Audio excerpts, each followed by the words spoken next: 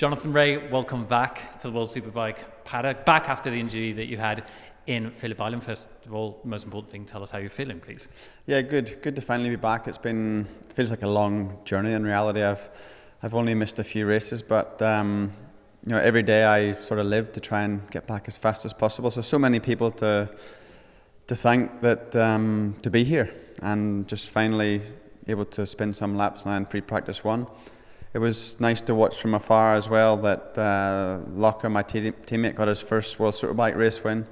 Yamaha have been competitive as well in these first races, so that gives us some confidence and motivation that all our hard work in the winter was paying off, and now I get to sample that tomorrow for the first time and look to try and blow off the cobwebs as quick as possible and get out there and enjoy riding the bike. You've been working hard to be able to get back here as soon as possible. Tell us a bit about this process, the last few weeks. Well, the last few weeks have gone incredibly fast. The first weeks, of course, I was in a fixed cast, so it was pretty tough as well. The pain was incredibly bad.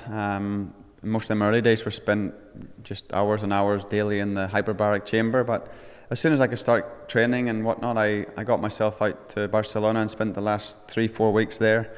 And things were going great. I had great physios there, and literally it was a step-by-step process, and feeling good. Feeling fit as well. But it's incredible. When you're down and out and really injured, it's hard to see a way forward. But the important thing was once you started feeling better, it got better so fast, and really fortunate to have good people around me that got me back to a good shape.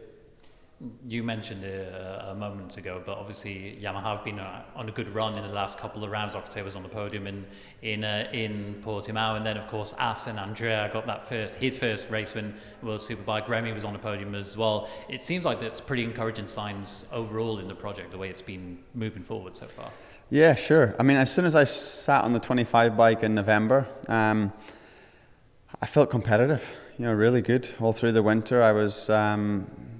If not one of the fastest on race pace throughout. So I knew that there was signs that things were starting to happen, and you're seeing that right now. So it's really good. Massive kudos to Yamaha for the hard work, but it's still a lot of work to do.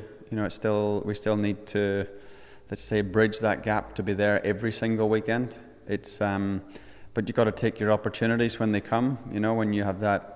When the stars align, the bikes prove now that you can win. So try and put ourselves in that position more often than not.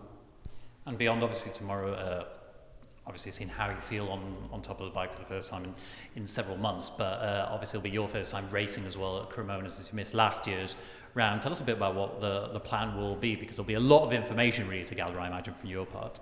Yeah, I mean, if I was to pick a circuit to come back at, it would certainly not be here, because I don't have a lot of experience. Missed last year's race, but we have to start somewhere. And I feel functionally good, strength's good, so I don't want to touch the bike to be thinking about my foot.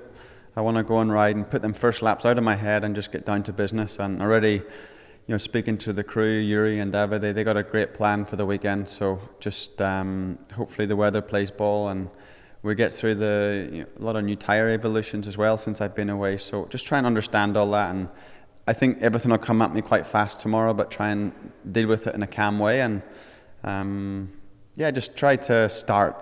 We'll start here in Cremona and try and build from there.